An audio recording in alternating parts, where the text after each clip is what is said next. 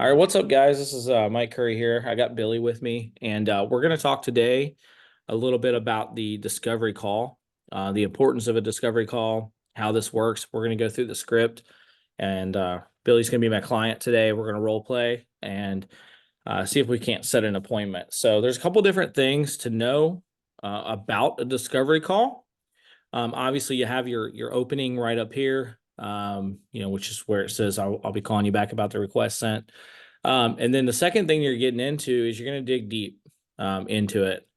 You want to find the problem. You want to not just ask open-ended questions to get an answer. You want to kind of dig in, like what really truly has the client looking for new coverage. There's some questions down here that will help you with that. That you can ask. You can kind of ask these together. We'll go through it. I'll give you guys a good example. But this is kind of the first part of the whole script here. And I wrote this. This is really built as a guide. It's not built to read word for word, because when people do that, they tend to not sound natural. That's the biggest thing. You want to sound like a real person when you're reading this with the clients. So first thing, your introduction. Second, you're digging deep. You're finding the problem. That's something that you don't want to skip. The call will not work if you don't do a good discovery call and dig deep and find the problem.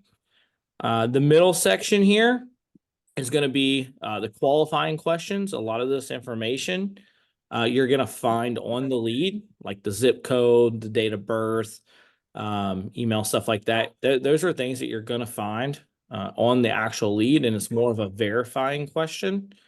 Like you're asking as if you know the information already. And then lastly, there's some buying questions. Again, this is getting into it a little bit deeper. Trying to you're trying to get the client to talk and to open up with you a little bit. This is a relationship building call. This isn't just a call where you go through and you're fact finding. You're digging in, you're asking good questions, you're digging deeper, because what's going to happen is on the actual pitch call, when you call them back, you're going to use all this. It's going to be ammunition, so to speak, that you're going to be using to actually help them, uh, you know, basically buy the plan, right? Basically to trust you that this is the best option for them. And then lastly, and we'll get to it, this is the booking appointment section of the call. And this is really important. So we'll get through it. Billy, do you have anything that you want to add with this that I didn't cover before we get going? No, no, you covered it well. I mean, digging deeper and finding pain points, and you may have said this, you're setting up the next call by your discovery call. Discovery call is really the most important call that you'll have. Right. Good stuff. Okay. Well, let's go through it. I'm just gonna kind of go through it here, and we'll just use it like it's a real discovery call. And again, guys, we're going back and forth here. Each call is going to be different every single time you talk to a client. It's situational. We know it's a little bit different situation every single time with what clients say. But Billy's just going to kind of give us a simple, answer, common stuff. It's not going to be too difficult here, so you guys can kind of understand how this is going to go. So let's go ahead and get started here. Ring ring. Hello. Hey, Billy. Yep. Hey, man, this is Mike Curry. Real quick, I was just calling you back. I got that request that you had sent me for health insurance. Looks like you sent it in on Saturday. And what has you looking for new coverage? Um, I'm changing jobs. Changing jobs. Okay. Mhm. So you're losing your employer coverage, I'm assuming. Yeah, my new job doesn't offer health insurance, and they offered me I can go on a Cobra plan, but it seems like it's too expensive. Oh yeah, those are very expensive. They're definitely not a long-term solution. So I got you, man. Well, with your current plan, is there anything you liked about it? To be honest, I didn't really use it a lot, and they just took money out of my check every week. I got you. Okay, so you're not really somebody that goes to the doctor a whole lot. No, maybe once a year if I get sick and have to go. Okay, so you just kind of had it because they offered it. Is that what I'm hearing? Yeah, but it's pretty expensive though. It's about $600 a month. Oh yeah, I was going to ask what your current premium plan. Do you know what your deductible was? Yeah, So it's 600. Actually, my employer paid for my insurance, and my wife, it cost me $600 for her. So it was like a $3,000 individual deductible, and then an $8,000 family deductible. I don't Gotcha. know how that works, but that's what the paperwork says. I gotcha. Did you guys ever meet that deductible? Probably not. Not one time. Not one time. Okay. So you really truly never even used your insurance then, right? No, worked there for 7 years and never really used it. I gotcha. I gotcha. Well, I'm a licensed agent, so I have access to all your options for you, and I can definitely help you out with an affordable plan. Do you have 30 seconds? I can see what you qualify for. Yeah, Okay, perfect. And I'm assuming you're looking for a family plan. You mentioned your wife. yeah, just me and my wife. Okay, good deal. And then the zip code here I had 29572. Is that correct? That's right. Okay, and then you had put down your date of birth was 12590. What was your wife's? Her birthday is 5/16/1992. Okay, perfect. And then, do you smoke or use any tobacco products? Nope. Okay, and what about height and weight? What's your height and weight? I'm 5'10", 215 pounds. Okay, and then do you know your wife's off the top of your head? Yeah, I should. She's 5'6", 130. Okay, all right, perfect. And then for pre-existing, do you guys have any pre-existing conditions or medications that you take for that? Yeah, I take. I got high blood pressure, type two diabetes, and my wife doesn't take any medications and no pre-existing conditions. Okay, good deal, good deal. And then, do you guys have a primary doctor that you guys want to use? I do because I go once a year or a couple times a year for blood work. I'm assuming my wife would go the same way if she ever goes to the doctor. Okay. And then what is your do you have the name of your doctor and facility? Yeah, it's Decatur Morgan Hospital. Okay. And then I'll write that down. And then what about your wife? Same. The doctor's name is Dr. Gowda. Okay. I got you. Now, most of the plans that we look for are usually PPO. I'm not sure if you know what that means, but basically means you have no restrictions on where you can go. But for whatever reason, if a provider wasn't in network, is that something that is important to you, or are you okay to find a doctor in network if you had to? No, I mean I've been going to the same doctor pretty much my whole life, but So you like, I, I, okay, I'm I'm not married to her though. okay, but you would prefer to continue to use them, right? I would like to, yeah.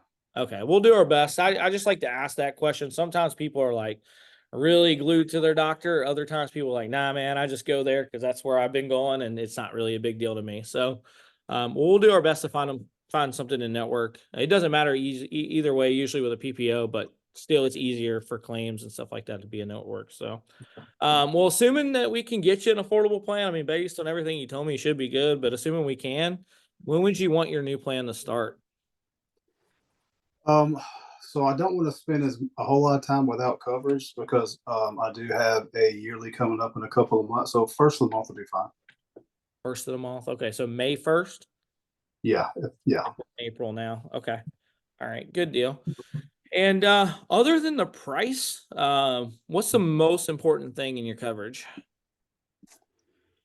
Man, that's a good question, man. I just, if I don't want to I don't want my family to be on the street if God forbid I do get cancer or something like that. Mm. Something that would just, something that would take care of the catastrophic stuff if I was to get in a car wreck or something, or my wife or anything like that. Yeah, absolutely. I hear you there. Yeah, we can definitely make sure you have good coverage for the bigger stuff. Well, what do you typically use your plan on the most? Is just your doctor's visits? Yeah, man. If I get sick once a year and get my medications and maintaining just maintenance, really. Okay. And assuming it's affordable, do you want dental and vision and life insurance as well? Yes, my wife does have contacts and glasses, and I need to get me a pair too. And we both like to take care of our teeth, so yes. Okay. What about life insurance? Is that something you guys are interested in hearing more about? Yeah, sure. Okay. All right. Well, we work with a bunch of different life insurance companies, and what I find sometimes is if you add it to the life or to the health insurance plan, sometimes it's a lot cheaper. you can get better deals when you bundle things. So it's something I always ask. Doesn't necessarily mean you need to cancel what you got, but you can always sometimes add more coverage at a really cheap rate. So we'll take a look at it for you. If it makes sense, great. If not, not a big deal. And anything on your current plan that you would like on your new plan? Anything Um, specific? no, not really. I didn't use the plan really enough to know. I know my old plan had I just paid the copay, and sometimes I got a bill after the fact. Sometimes I didn't. Okay, I gotcha. All right. So okay, Billy. Well, based on everything you told me, I feel like I can definitely help you guys out. I'm gonna take some time, do my due diligence. I just want to make sure I'm putting you guys in the best plan possible. So as far as a 20-minute phone call later today, or possibly tomorrow, when are you and your wife both going to be together that we could handle that? Does she have to be there? She doesn't, but is she usually need to, be able to make the decisions? Or, I mean, a lot of times, spouses, if they're not on the call, they don't really understand the plan. Okay. And it can kind of be a mess too. So, I mean, if she can be there, it would be very valuable. If not, I'm not going to make you. Yeah, no, it's all good. If she's got to be there, it has to be after sometime after dinner tonight. So anytime after 6 o'clock tonight, or Okay. any 6 o'clock any evening. That's typically when we're both at home. Okay. And you guys are in Alabama, so you're 6 o'clock Central. Central time. Yeah. Okay. All right. I'm in East Coast time, so let's um let's plan for 6 year time. And I'm gonna go ahead and send you a text with my information, my phone number, my state license, just so you know I'm real. And I'm licensed to talk to you about this. But hey, if you could do me a favor, if you guys could just be sitting beside a computer tonight, have a pen and piece of paper handy, because what I'm going to do once you guys hop on the call, I'm going to shoot you over a document on your email, and just want to make sure you guys go through it with me. I'm a visual person, so you guys can have that pulled up. We'll go through it together. Won't take very long at all. I just want to make sure I'm putting all the plans together that are best options for you. Um, and then in that way, I can help you guys out. So, what time tonight? 6. Okay, perfect. Well, I look forward to talking with you guys tonight. Go ahead and let your wife know so it's not last minute. And I'll see you guys tonight at 6. All right. All right. All right. Talk soon. Boom.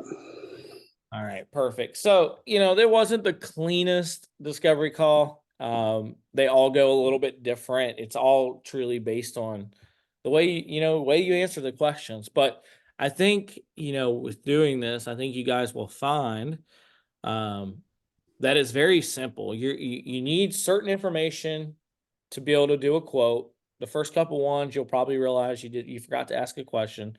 But at the end of the day, if you can kind of build that relationship, connect. I probably should have done a better job on that call, connecting with Billy, and who he is as a person a little bit. Took a little bit more time, but you're trying to build that trust so that they show up on the second call. You want to give them the confidence that you're going to be able to help them, ask good questions, so that they show up on the next call. And then obviously you want to make sure a spouse is there, right? Because if a spouse is on the plan, it's not always about decision making, because decision making is one thing, but you don't want to sell Billy a plan and then his wife goes to the doctor and has no idea how to use it. She's like, "What is this insurance you got?" Right? So you want both on the plan. You want to give them both the opportunity to ask questions.